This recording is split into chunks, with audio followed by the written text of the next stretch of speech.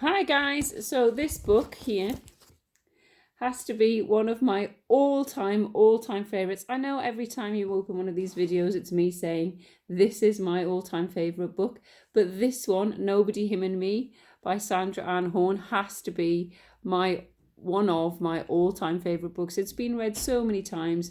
Nearly every other night it was the book that I read to my children, purely because it is comedy gold.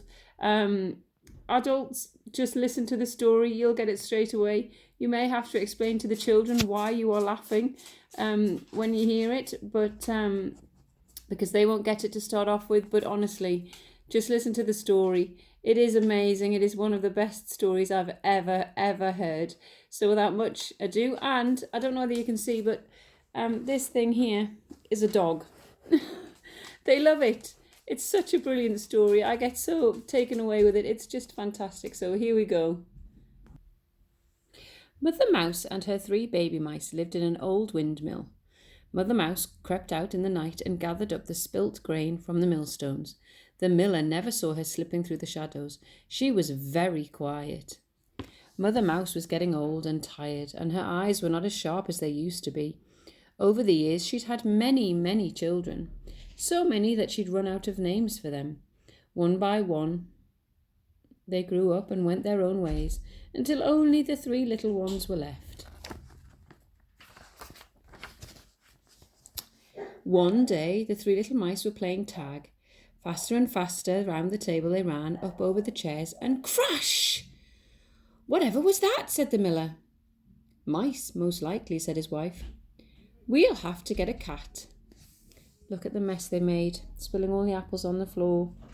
Can you spot the mouse going into his little house? "Look what you've done," cried Mother Mouse. "Now the miller knows we're here, we shall have no peace. Who started that silly game?" There was no answer. "I'm waiting," said cross Mother Mouse. The 3 little mice all spoke at once. "Nobody. Him. Me. Oops, no it wasn't. Well, Nobody, Him and Me, you can all go to bed. Right now," said Mother Mouse. And off they went. Can you see them?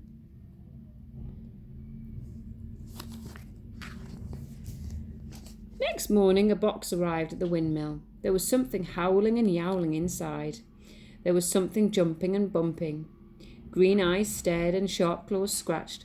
On the label was written, "Biter the Fighter." "Oh," said Mother Mouse, "this will be the end of us." Biter the Fighter prowled and scowled. He showed his spiky teeth. "I am the mighty Biter," he roared down the mouse hole. "I always get my mouse." Mother Mouse came over all faint and had to sit down. And you see, look, this is Biter the Fighter, cat. And here is Mother Mouse and Nobody, Him and Me, the 3 mice at the bottom. You see them in the bottom corner. When it was night, Mother Mouse peeped out. The cat was sitting on the grain sacks close by. His claws gleamed in the moonlight. He was asleep with one eye open. Mother Mouse quivered and quaked. "Oh, I daren't go out there," she squeaked. "But we're hungry, Mother," cried the 3 little mice. "It's no use. I'm frightened," she said, and put her apron over her head. Can you see them? There's Mother Mouse and Nobody, Him and Me. "We'll go, Mother," said the 3 little mice. You see them? Nobody, Him and Me. They tiptoed out of the mouse hole, closer and closer to the sacks they crept. Nobody reached out a small, shaky paw towards the grain. Biter sprang. "Eek!" squeaked Me. "Squeak!" said Him. They dashed for home, dragging Nobody behind them. They tumbled head over paws into the mouse hole. Just as Biter landed, he glared in at them with one green eye and snarled, "I'll get you next time." "We're just going to have to move away," sobbed Mother Mouse. "Not us," said the 3 little mice. When they got their breath back, "We'll think of something, Mother, don't worry." They whispered together in the corner. They drew arrows and circles in the dust. "Right," they said, "here we go." They marched out of the mouse hole. Can you see their little plan that they've hatched? Biter licked his lips when the three little mice appeared. Nobody, him and me began to run. They ran round and round Biter. Two ran one way, one ran the other. Biter started to pounce, but he didn't know which way to jump. Faster and faster ran Nobody, him and me. Biter began to spin round in a circle. All change, called Nobody, and they ran the other way. Biter's feet got into a tangle and he fell over. He was dizzy. He didn't feel very well. The mice ran up the wall and onto a beam. Come and get us, they called. They waggled their ears at him. I am Nobody the catwalloper. I am me the mighty. I am him the hero. You can't catch us for toffee nuts, they shouted. Biter's head was still spinning, but he just had to get those mice. Yoo-hoo, pussycat, here we are, they called. Nobody, him and me were now on the very highest beam. Biter scrambled up after them. He had almost made it when he looked down and remembered that he was scared of heights. You see him stuck all the way up here. Look, you see the mice, Nobody, him and me, peering down, and there's a spider there. In the morning, the miller and his wife called, Biter, Puss, where are you? High above their heads, they heard a faint, help. However did you get up there? Said the miller. He fetched a long ladder and brought the trembling cat down. I was scared, mumbled Biter. I was too high up. Why? Said the miller's wife.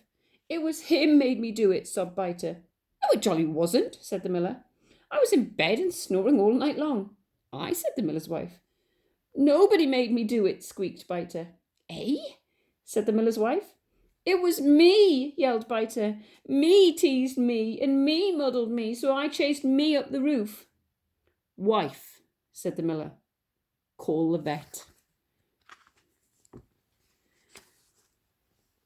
There, said the vet. Poor thing. He's too highly strung for mill work. It has turned his brain. I'll take him to Mrs. Kindly's rest home for distressed cats. Are there any mice there? Asked Biter. I'm afraid not, old chap, said the vet. Thank goodness, said Biter. He was carried away on a cushion. Nobody, him and me, still live in the windmill with Mother Mouse. She stays at home knitting stripy socks, and they creep out and gather up the spilt grain. They are very, very quiet. The end. And that is Nobody, Him and Me. One of the best stories I have ever read. Have fun in the sun. It's another glorious day out there. Bye-bye.